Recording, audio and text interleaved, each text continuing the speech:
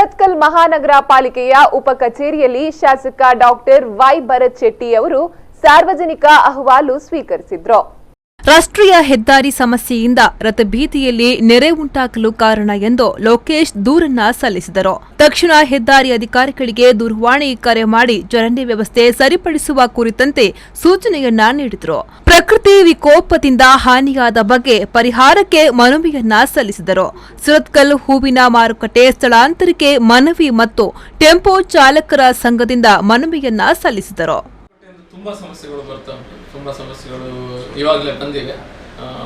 Water logging ಸಹ ಬಂದಿದೆ, ಮತ್ತು ಅಲ್ಲಿರುವಂಥ ಈ ಹೂವಿನ ಮಾರುಕಟ್ಟೆಯವರು ಬಂದಿದ್ದಾರೆ, ಮತ್ತು ಕೆಲವು ಅಂಗಡಿಯವರು ಸಹ ಸ್ವಲ್ಪ ಸಮಸ್ಯೆ ಉಂಟು. ಅಲ್ಲಿ ಓಪನಿಂಗ್ ವಿಷಯದಲ್ಲಿ ಆಚೆ ಈಚೆ ಎಲ್ಲ ಬಿಸ್ನೆಸ್ ಎಲ್ಲ ಡೌನ್ ಆಗಿದೆ. ಆ ರೀತಿಯ ಸರಿಯಾದ ಸಿಸ್ಟಮ್ ಇಲ್ಲ, ಒಳಗೆ ಸರಿಯಾದ ವ್ಯವಸ್ಥೆನ ಕಲ್ಪಿಸಬೇಕನ್ನುವಂಥ ಕಂಪ್ಲೇಂಟ್ಗಳನ್ನು ಕೊಟ್ಟಿದ್ದಾರೆ. ಅದನ್ನು ನಾವೀಗ ಕಂಪ್ಲೇಂಟ್ನ ತೆಗೆದುಕೊಂಡು ಅದಕ್ಕೆ ಸಂಬಂಧಪಟ್ಟ ಅಧಿಕಾರಿಗಳನ್ನು ಕೂರಿಸಿ ಲೀಗಲಿ ನಮ್ಗೆ ಏನೆಲ್ಲ ಮಾಡಿ ಕಾನೂನಿನ ಚೌಕಟ್ಟುಗಳಿಗೆ ಯಾವ ರೀತಿ ಸಹಾಯ ಮಾಡೋದು ಇವರೆಲ್ಲರಿಗೆ ಸಹ ಯಾವುದೆಲ್ಲ ಆಪ್ಷನ್ಸ್ ಉಂಟು ನಮಗೆ ಮಾಡಲಿಕ್ಕೆ ಅಂತ ಅವ್ರ ಹತ್ರ ಡಿಸ್ಕಷನ್ ಮಾಡಿ, ಮತ್ತು ನಮ್ಮ ಕಾರ್ಪೊರೇಟರ್ಸ್ ಯಾರೆಲ್ಲ ಇದ್ದಾರೆ, ನಮ್ಮ ಯಾವುದೇ ಪಕ್ಷದಲ್ಲಿರ್ಬೋದು, ಎಲ್ಲ ಸಂಬಂಧಪಟ್ಟಂಥ ಕಾರ್ಪೊರೇಟರ್ಸ್ಗಳ ಹತ್ರ ಡಿಸೈಡ್ ಮಾಡಿ ಅವ್ರ ಹತ್ರ ಡಿಸ್ಕಷನ್ ಮಾಡಿ ಒಂದು ಒಳ್ಳೆ ರೀತಿಯ ಎಲ್ಲರನ್ನ ಒಪ್ಪಿಸಿ ಒಂದು ರೀತಿಯ ಡಿಸಿಷನ್ ತೆಗಿಬೇಕಾಗಿದೆ.